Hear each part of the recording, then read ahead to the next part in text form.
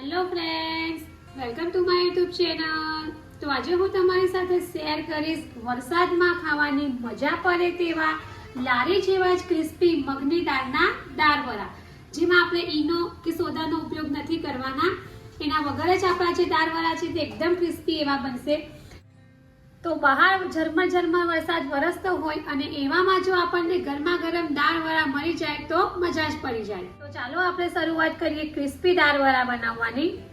તો દાળવડા બનાવવા માટે મેં જે ગ્રીન ફોતરાવાળી મગની દાળ આવે છે એ લીધી છે, જેને મેં 3 થી 4 કલાક માટે પાણીમાં પલાળી રાખી હતી અને હવે પાણીથી બરાબર વોશ કરીને મેં કોરી કરી લીધી છે। તો હવે આપણે એને મિક્સચરમાં ક્રશ કરીશું।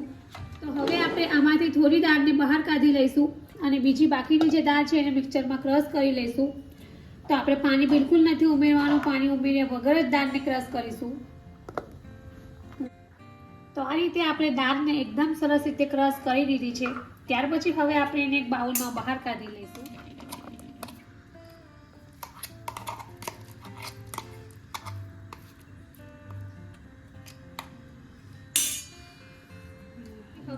ત્યાર પછી હવે જે આપણે આ દાળને થોડી બહાર કાઢી હતી એ એડ કરીશું।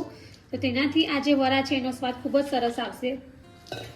અને હવે આપણા જે દાળ વડા છે એ બહારથી એકદમ ક્રિસ્પી અને અંદરથી પોચા બને તે માટે આપણે 2 થી 3 મિનિટ માટે એક જ ડાયરેક્શનમાં આ રીતે એને ફેંટી લઈશું।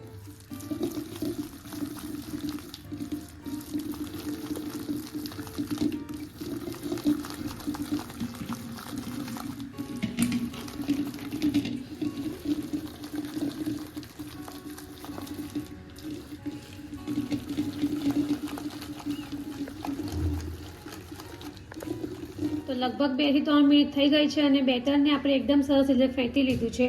ત્યાર પછી હવે આપણે થોડું બેટર આ રીતે હાથમાં લઈશું અને અહીંયા મેં વાડકી લીધી છે પાણીવાળી, તેમાં એડ કરીશું। તો આપણું જે બેટર છે તે ઉપર તરી આવે છે કે મીન્સ કે આપણું જે બેટર છે તે વડા માટે એકદમ પરફેક્ટ છે। તો હવે આપણે એમાં મસાલા એડ કરીશું। તો આપણું જે બેટર છે વડા માટે એકદમ પરફેક્ટ બેટર છે અને હવે આપણે તેમાં થોડા મસાલા એડ કરીશું। તો આપણે અત્યારે સિમ્પલ મસાલા જ એડ કરીશું, બહુ વધારે મસાલા નથી એડ કરવાના। તો એના માટે મેં જીરું લીધું છે, અધકચરા જે મરી આવે છે એ ક્રશ કરી લીધા છે। ત્યાર પછી સોલ્ટ છે એ આપણે એડ કરીશું। ત્યાર પછી અહીંયા લીલી કોથમીર છે એ આપણે એડ કરીશું અને હવે આપણે બધી વસ્તુને એકદમ સરસ રીતે મિક્સ કરી લઈશું। તો આ જે વડા છે અત્યારે આપણે ઈનો કે સોદા વગર જ બનાવી રહ્યા છે, તો એકદમ સરસ વડા એવા બનશે આપણા। ત્યાર પછી હવે આપણે આદુ મરચાં લસણની પેસ્ટ એડ કરીશું અને હવે આપણે મિક્સ કરી લઈશું।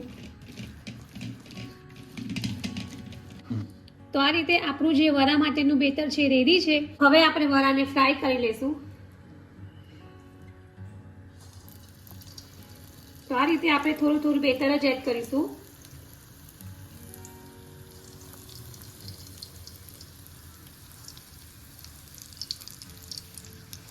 તો આપણા જે વડા છે તે ફ્રાય થઈને રેડી થઈ ગયા છે। તો આ ટાઈપના આપણે ગોલ્ડન બ્રાઉન રંગના જ ફ્રાય કરીશું અને બહારથી એકદમ ક્રિસ્પી એવા બન્યા છે। તો હવે આપણે એને પ્લેટમાં બહાર કાઢી લઈશું અને બીજા બધા વડાને પણ આપણે આ જ રીતે ફ્રાય કરી લઈશું। તો રેડી છે આપણા વરસાદમાં ખાવાની મજા પડે તેવા ગરમા ગરમ મગની દાળના દાળવડા। તો ફ્રેન્ડ્સ, આ જે દાળવડા છે તે ગરમા ગરમ જ ખાવાની મજા આવે છે અને એની સાથે મેં ડુંગળી અને મરચાંને સર્વ કર્યા છે। તો આ જે દાળવડા છે તે બહારથી એકદમ ક્રિસ્પી એવા બન્યા છે અને અંદરથી એકદમ પોચા એવા છે।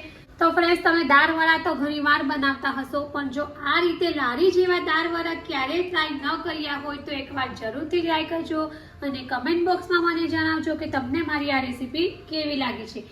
જો તમને મારી આ બહાર લારી જેવા જ દાળવડાની રેસીપી પસંદ આવી હોય તો મારી ચેનલને લાઈક અને શેર જરૂરથી કરજો અને આવી જ બીજી નવી રેસીપીઓ જાણવા માટે મારી ચેનલને સબસ્ક્રાઈબ કરવાનું ભૂલતા નહીં।